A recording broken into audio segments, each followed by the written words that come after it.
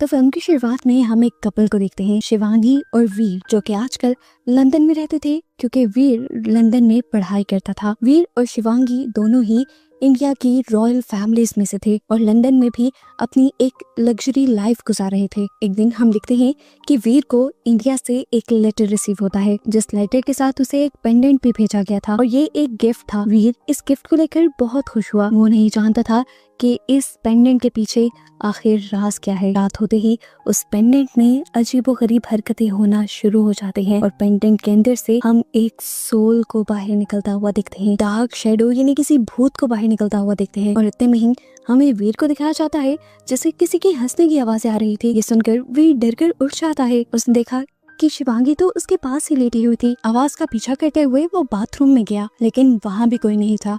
अब वो चेक करने के लिए टेरेस में गया, जहाँ हवा बहुत तेजी से चल रही थी और चेयर ऐसे झूल रही थी जैसे उसके ऊपर कोई बैठा हुआ हो। फौरन बाद उसे अपने पीछे किसी के होने का एहसास हुआ, लेकिन जैसे ही वो पीछे मुड़ा तो वहाँ कोई भी नहीं था। अपने डर पर काबू पाते हुए वो टेरेस में आके गया।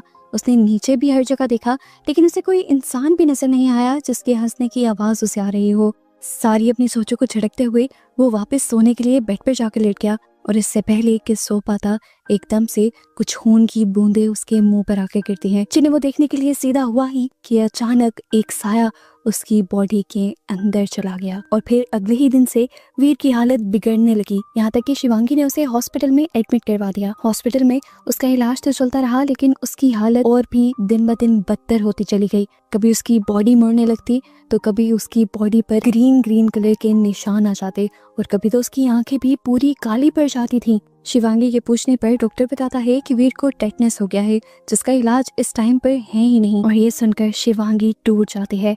इतने में ही नर्स शिवांगी के पास आती है और उसे बताती है कि शिवांगी के घर से कॉल आ रही है। फोन पे जो कुछ भी बताया गया था उससे शिवांगी एक मर्तबा घबराकर फौरन घर गई तो उसने देखा कि महल में जितने भी वीर के पिक्चर्स लगे हुए थे उन सारी पिक्चर्स की आंखें काली हो चुकी थीं। केसरा माँ ये सब देखकर शिवांगी से कहते हैं, मुझे लगता है कि वीर को कोई बीमारी नहीं है, बल्कि किसी ने उन पर काला जादू कर दिया है। शिवांगी उनकी बात को सुनकर कंफ्यूज हो जाती है तो केसरा माँ बताती हैं कि वीर असल में अपनी सल्तनत का अगला राजा बनने वाला है और ये बात उनकी सुतेली माँ को बिल्कुल नहीं पसंद। मुझे लगता है उन्होंने ही अपनी नफरत में वीर पर काला जादू करवा दिया है। ये बात सुनते हुए शिवांगी फौरन इंडिया जाती है अपने मॉम डैड के पास और वो अपने डैड और अपने सारे भाइयों को ये सारी कहानी बता देती है कि किस तरह वीर की हालत बिगड़ने लगी है, उस पर काला जादू कर दिया गया है और ये सब उसकी स्टेप मॉम ने किया है। काफी ज्यादा सोच विचार करने के बाद ये लोग फैसला करते हैं कि वीर के जादू का इलाज ये लोग जादू से ही करेंगे। ये लोग एक तांत्रिक से मिलते हैं और उसे वीर की सारी कंडीशन बताते हैं। वीर की हालत को सुनते हुए ये तांत्रिक जान जाता है कि वीर के ऊपर किसी बुरी सोल ने कब्जा किया हुआ है। इसी सोल इसी स्पिरिट से लड़ने के लिए और ये जानने के लिए कि वो वीर के पीछे क्यों पड़ी हुई है, ये तांत्रिक एक मिरर का इस्तेमाल करता है, जो मिरर सोल्स की दुनिया और इंसानों की दुनिया के लिए पोर्टल की तरह इस्तेमाल किए जा सकते हैं। अभी तांत्रिक अपना जादू कर ही रहा था कि एकदम से किसी ने उसे उस मिरर की दुनिया के अंदर खींच लिया और फिर थोड़ी ही देर बाद घायल हालत में वो तांत्रिक बाहर आ गया। वो डरा हुआ था।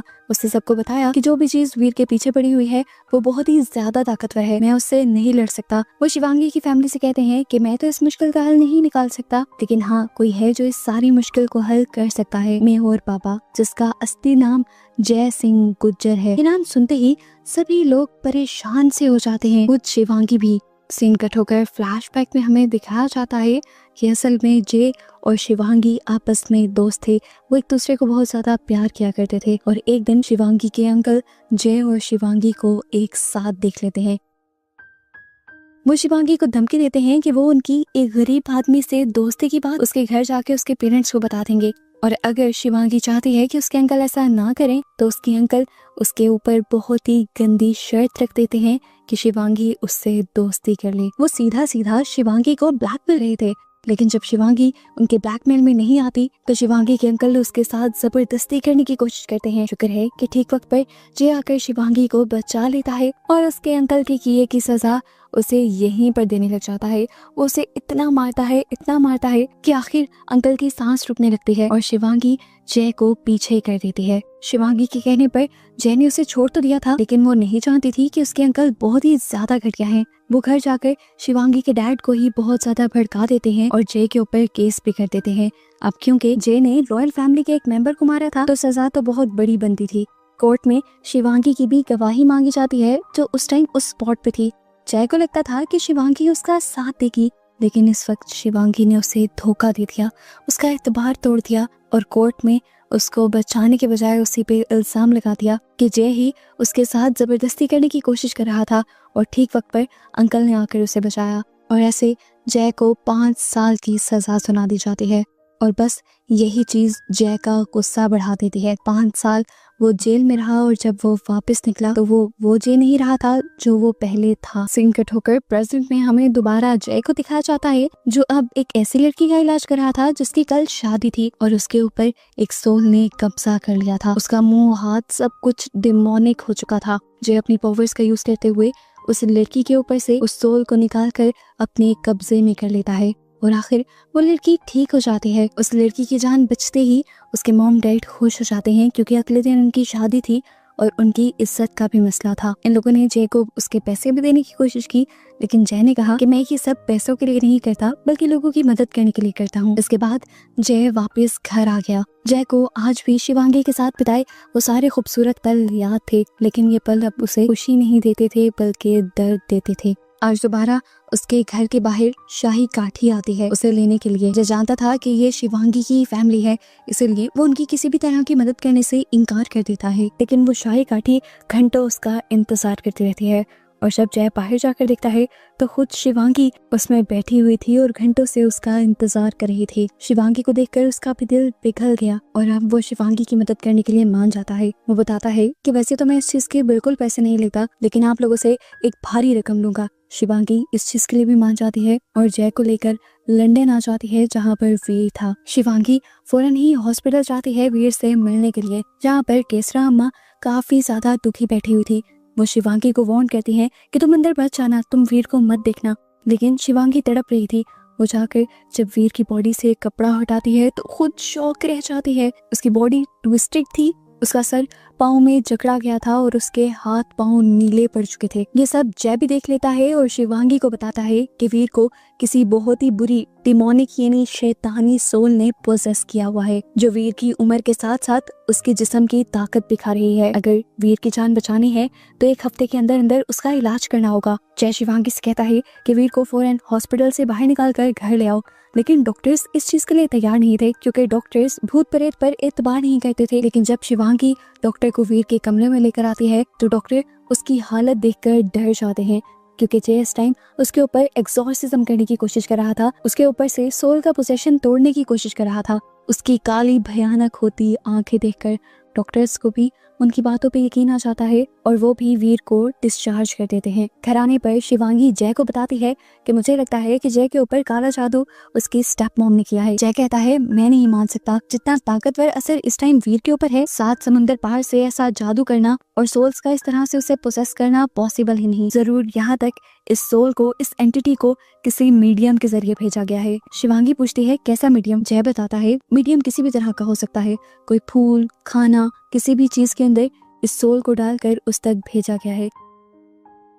तब शिवांगी को वो पेंडेंट याद आता है जो वीर की फैमिली ने उसके लिए भेजा था और वो जल्दी से वो पेंडेंट लाकर जय को दे देती है। जय उसके ऊपर कुछ मंत्र पढ़ता है और उसकी ताकतें जय का हाथ काला कर देती हैं और इससे उन्हें पता चल जाता है यही वो पेंडेंट था जिसके अंदर इस सोल को कैप्चर करके, इस सोल को कैद करके वीर तक भेजा गया था। अब जय शिवांगी को एक रास्ता बताता है इन सारी चीजों को खत्म करने का।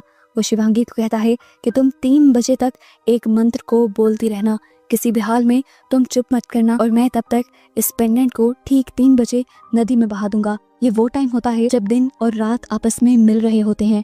इस टाइम किसी भी सोल या स्पिरिट को इस दुनिया से भगाना आसान होता है। शिवांगी मान जाती है। जय इस लॉकेट को फेंकने के लिए चला जाता है, जबकि शिवांगी पीछे से वो मंत्र बोलती रहती है जो जय ने उसे सिखाए थे। जय ने उसे बताया था कि स्पिरिट बहुत कोशिश करेगी कि शिवांगी वो मंत्र ना बोले, लेकिन शिवांगी को किसी की भी चाल में नहीं आना। जय के कहे के मुताबिक शिवांगी वो मंत्र बोलती रहती है और आखिर 3 बज जाते हैं। शिवांगी घड़ी में टाइम देखती है और एकदम से सामने से उसे वीर आवाज देता है। वीर बिल्कुल ठीक हो गया था। जय ने वीर का जादू तोड़ दिया था कि देखकर शिवांगी बहुत ज्यादा खुश हो गई और ये सब कुछ छोड़ छाड़ कर वो जाकर वीर के गले लग गई। लेकिन तभी पीछे से हमें क्लॉक की सुइयों की हिलने की आवाज सुनाई थी। शिवांगी ने पीछे मुड़कर देखा तो अभी 3 बजने में 5 मिनट थे, यानी सोल ने उसके साथ एक माइंड गेम खेली थी, उसे कंफ्यूज कर दिया था। अभी 3 बजने में वक्त था और उसने ये मंत्र पढ़ना बंद कर दिए थे। और अब जय की वार्निंग के मुताबिक वो समझ गई कि वीर की हालत और भी ज्यादा खराब हो जाएगी और इस चीज ने उसे बहुत ही ज्यादा रिग्रेट में डाल दिया। सीन कट होकर हमें जय को दिखाया जाता है जो इस टाइम एक रिवर के पास खड़ा हुआ था। 3 बज चुके थे, लेकिन उसने अभी तक अपने हाथ में पकड़ा हुआ पेंडेंट नदी में नहीं फेंका था। और यहाँ हमें उसकी बातों से कहानी का ट्विस्ट रिवील होता है। असल में जे चाहता ही नहीं था वीर को ठीक करना, उसने ये सारा का सारा एक ड्रामा रचाया था, बल्कि ये जादू भी खुद वीर का ही किया हुआ था। और अब वो इस पेंडेंट को भी नदी में फेंकने वाला था, क्योंकि वो जानता था कि वीर की बीमारी का इलाज भी इसी पेंडेंट के जरिए किया जा सकता है। जय को वीर से कोई मसला नहीं था, उसने बस शिवांगी को दुख देने के लिए, उससे बदला लेने के लिए वीर के ऊपर जादू किया था। और अब जय घनौनी हंसी हंस रहा था क्योंकि उसका प्लान सही वर्क कर रहा है। यहाँ पर वो अपने आप को हाइड भी कर लेता है ताकि वो जाकर शिवांगी को ये बता सके कि वो तो वीर का इलाज करना चाह रहा था। ऐसे में उसे सोल ने जख्मी भी कर दिया, लेकिन वो फिर भी हार गया है। घर पर हमें दिखाया गया कि अब वीर की बॉडी सड़ने लग चुकी थी। जय भी सुबह होने पर घर आया था और शिवांगी इस सब का जिम्मेदार अपने आप को मान रही थी, क्योंकि उसने ही वो स्पेल्स यानी वो मंत्र पढ़ना छोड़े थे। अब जय झूठ मूठ कर शिवांगी को हौसला देता है और कहता है ये रास्ता काम नहीं किया तो मैं एक दूसरा रास्ता अपनाऊंगा। मैं उस जगह पर जाऊंगा जहाँ से इस जादू की शुरुआत हुई थी और वहाँ जाकर जरूर मैं वीर के इलाज का कोई तरीका ढूंढ निकालूंगा। शिवांगी मान जाती है और जय अपना सामान पैक करके ट्रेन स्टेशन की तरफ निकल जाता है। जाने से पहले शिवांगी उसे पैसे भी देने की कोशिश करती है, लेकिन जय इनकार कर देता है, ये कहते हुए कि अभी मेरा काम पूरा नहीं हुआ। घर में जब अब शिवांगी अकेली बैठी हुई थी, तब एकदम से उसे याद आया कि अभी कुछ देर पहले जय जो उसे सब कुछ समझा रहा था कि कैसे उस जादू की शुरुआत हुई, तो उसने बहुत सी चीजें ऐसी बोली जिसका जय को पता ही नहीं था, क्योंकि उन चीजों के बारे में शिवांगी ने कभी उसे बताया ही नहीं। जय को उस चीफ का नाम कैसे पता चला जिसने ये पेंडेंट उनके पास भेजा था। शिवांगी को फौरन शक हो गया कि जय ही इन सारी चीजों के पीछे है, इसीलिए वो भागकर ट्रेन स्टेशन पर जय को मिलने के लिए जाती है।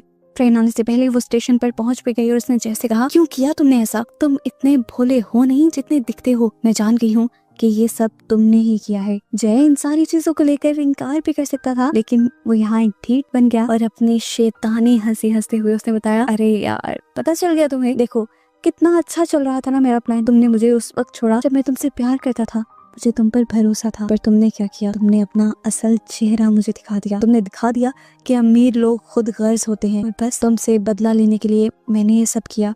और आज तुम्हारे चेहरे पे जो दर्द है, यही दर्द मुझे खुशी दे रहा है। ये सुनकर शिवांगी जय को एक थप्पड़ मारती है और कहती है, तुम्हें क्या पता कि उस दिन क्या हुआ था? तुम्हारे यहाँ झूठ बोलने पर शायद थप्पड़ मारे जाते होंगे, लेकिन हमारे यहाँ गोलियां मार दी जाती हैं। जिस दिन अंकल ने वो सारी बात मेरे डैड को बताई तो उन्होंने फौरन ही तुम्हें मारने का फैसला कर लिया था। मैंने अपनी जान पर खेलते हुए अपने डैड को रोका और उनसे वादा किया कि मैं कोर्ट में तुम्हारे खिलाफ गवाही दूंगी, लेकिन इसके बदले तुम्हारी जान बचाई जाए। मैंने अपनी फीलिंग्स को मार दिया, अपने आप को मार दिया तुम्हारी जान बचाने के लिए, और तुम मेरे बारे में ये सोचते हो? वो उससे कहती है कि मैं उस वक्त तुमसे प्यार करती थी, लेकिन मजबूरन मुझे वो सब करना पड़ा जो मुझे सही लगा।